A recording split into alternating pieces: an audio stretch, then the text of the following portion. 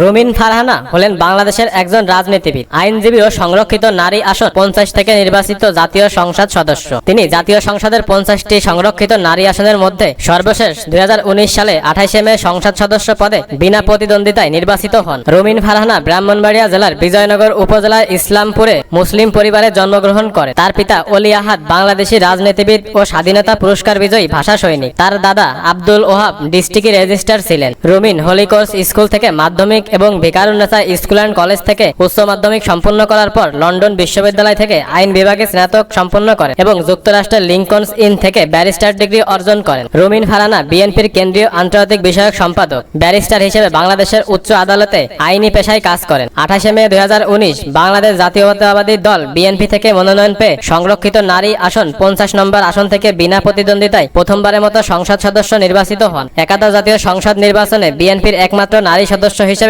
জাতীয় সংসদে প্রতিনিধিত্ব করেন। ব্যারিস্টার রুমিন ফারহানা ঢাকা আইনি সমিতির সদস্য। তিনি আইন ও রাজনীতির পাশাপাশি বাংলাদেশের লেখক ও সাংবাদিক হিসেবে পরিচিত। তিনি বাংলাদেশ সুপ্রিম কোর্টের উচ্চ আদালত বিভাগের আইনজীবী। এছাড়া বাংলাদেশ থেকে প্রশাসিত দৈনিক ইত্তেফাক পত্রিকার প্রশাসক ও সম্পাদক। রুমিন পরিবার থেকে রাজনৈতিক দীক্ষা পান। তার পিতা অলি আহাদ ভাষা আন্দোলনে 144 ধারা ভঙ্গের নায়ক। তিনি 1971 সালে মুক্তিযুদ্ধের অন্যতম সংগঠক। এ কারণে উনি স্বাধীনতা পুরস্কার পান। অলি আহাদ তার জীবনের দীর্ঘ 19 বছর কারাগারে কাটিয়েছেন। রাজনীতি করেছেন হোসেন শহীদ সোহরাওয়ার্দী, শেরেবাংলা একে ফয়জুল হক, মাওলানা ভাসানী ও বঙ্গবন্ধু শেখ মুজিবুর রহমানের সাথে। তিনি আওয়ামী লীগের প্রতিষ্ঠাতা সাংগঠনিক সম্পাদক ছিলেন। আমার পূর্বে নূর কতগুলো স্পেসিফিক প্রতিটা কথাই গুরুত্বপূর্ণ কথা বলেছেন। তবে শেষ যে কথাটা বলেছেন সরকারে স্টেবল হইতে দেওয়া দরকার, তা আমি নূরের কাছে প্রশ্ন করব, আর কি সরকার স্টেবল হইতেছে না আওয়ামী লীগ স্টেবল হইতেছে? কারণ আজকের আওয়ামী লীগের দোসররা সব জায়গায় সরকারের মূল পরিচালনায় যে সচিবালয়, মূল পরিচালনার যে জায়গাগুলো, সেখানে তো আওয়ামী লীগরা বসে আছে। সেখান থেকে তো এখনো কেউ সরে নাই। ঢাকা শহরে তো 2-4টা পুলিশ এদিক সেদিক হয়েছে, কিন্তু সারা বাংলাদেশে যারা গণহত্যা করেছে, যারা গণহত্যার দোষর ছিল, প্রশাসনে যে সমস্ত কর্মকর্তারা, তারাই সেখানে বসে আছে। এবং এখনো কারে কোথায় পরিবর্তন করবে, কি করবে না করবে, সেগুলো তারাই করতেছে। এই কারণে পরিষ্কার, আসলে যত দিন যাবে তত সে আওয়ামী লীগের প্রেতাত্মারাই আরো স্ট্রং হবে।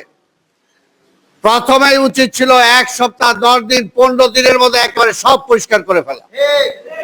কারণ আওয়ামী লীগের ভিতকে আপনি রেখে আর ওই যে বিএনপি আইলো চিন্তা করছে আগে আওয়ামী লীগও, এখনো যদি এই সরকারও চিন্তা করে তাহলে তো হবে না। স্পষ্টভাবে পরিষ্কার, বাংলাদেশের রাজনীতিটা দুইটা ভাগে বিভক্ত। একটা হলো ভারতীয় আধিপত্যবাদের পক্ষে যারা এই দেশে রাজনীতি করে, এটা একটা। আরেকটা হলো বাংলাদেশি জাতীয়তাবাদের রাজনীতি যারা করে, এটা হলো একটা। স্বাধীনতার পরে এই পর্যন্ত প্রমাণ হয়েছে। কারণ আবার নাহলে আক্ষেপ করতে হবে। আজকে যে কথাটা বললাম, যে একটা মুক্তিযোদ্ধা হিসাবে সে 71 সালে যে স্লোগান দিয়েছে, যে স্বপ্ন নিয়ে যুদ্ধে গিয়েছিলাম, আজকের এই 50-52 বছর পরে আজকে তরুণরা সে একই স্লোগান, একই স্বপ্ন নিয়ে আবার আজকে মাঠে নেমেছে। বারবার কি খালি আমরা এই স্বপ্ন পূরণের জন্য খালি বারবার মুক্তিযুদ্ধ একবার করছি, এখন বলে দ্বিতীয় মুক্তিযুদ্ধ হয়েছে, এরপরে কি আবার তৃতীয়, চতুর্থ, পঞ্চম হইতে থাকবে নাকি? কাজে এইটার জন্য একটা পরিষ্কার একটা ধ্যান এবং একটা ধারণা আসতে হবে।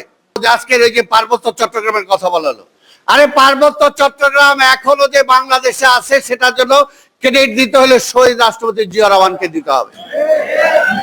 জিয়া রহমানের পদক্ষেপের কারণে এখনো পার্বত্য চট্টগ্রাম বাংলাদেশের অংশ আছে, তা না হলে বহু আগেই এই কাম করে দিত। কাজেই সেই বিএনপির সেই জাতীয়তাবাদী রাজনীতি বারবার প্রমাণ হয়েছে বাংলাদেশের জন্য, বাংলাদেশকে এগিয়ে নিয়ে যাওয়ার জন্য বাংলাদেশের জাতীয়তাবাদের রাজনীতির কোনো বিকল্প বাংলাদেশে নাই। পরিষ্কার কথা, রাজনৈতিক ভাবে চিন্তা করতে হবে। আমার রাজনৈতিক শত্রুকে, রাজনৈতিক মিত্রকে আমাকে সেটা চিন্তা করতে হবে, সেটার উপরে ভর করেই আমাকে সামনে এগোতে হবে। আওয়ামী লীগ কখনো আমার রাজনৈতিক মিত্র হতে পারে না, এটা পরিষ্কার। ভাই, আমাদের ক্ষমতা দরকার নাই। বিএনপি ক্ষমতা চাইলে বিএনপি এর আগেও বহুভাবে ক্ষমতা পাইতো। বেগম খালেদা জিয়াকে এর আগে ক্ষমতা সাদা হয়েছিল, বেগম খালেদা জিয়া ক্ষমতা নেয় নাই, বিএনপি ক্ষমতা নেয় নাই। তারেক রহমান আপোষ করলে অনেক কিছু করতে পারতো, কিন্তু আপোষ করে নাই। এই যে 5ই আগস্টের পরে সেই সময় যদি বিএনপি মনে করতো বা আন্দোলনকারী দলরা যদি মনে করতো যে আমরাও ক্ষমতার ভাগ চাই, তাহলে নূর সহ সবাই এখন তারাও ক্ষমতায় থাকতে পারতো। কিন্তু আমরা চাইছি পরিষ্কার যে দেশের একটা পরিবর্তন হোক, একটা নিরপেক্ষ সরকার ক্ষমতায় আসুক। এই নিরপেক্ষ সরকারের মাধ্যমে একটা নির্বাচনী পরিবেশ সৃষ্টি হবে। আওয়ামী লীগের পান্ডারা, আওয়ামী লীগের প্রেতাত্মারা, লুট তরাজ যারা করছে তাদের বিচার আওতায় আনবে। একটা নিরপেক্ষ নির্বাচন হবে, নির্বাচিত সরকার ক্ষমতায় আসবে। এই জন্যই কিন্তু বিএনপি তাড়াহুড়া করে নাই, আন্দোলনকারী আজকে যেটা নূর বলতেছে যে আজকে 2 বছর কেন, আরো যদি কন্টিনিউ করতে হয় তাহলে আন্দোলনকারী শক্তির আজকে সেই সরকার তারা দেখতে চায়। কেন বলতেছেন? কাজে এই জন্যই বলবো, সময় যাবে, চলে যাবে। শেখ হাসিনা 15 বছর কাটায় গেছে, টেরও পায় নাই, এখন টের পাইতেছে। এত বছর পাইলাম কিন্তু মূলধন তো কিছুই নাই।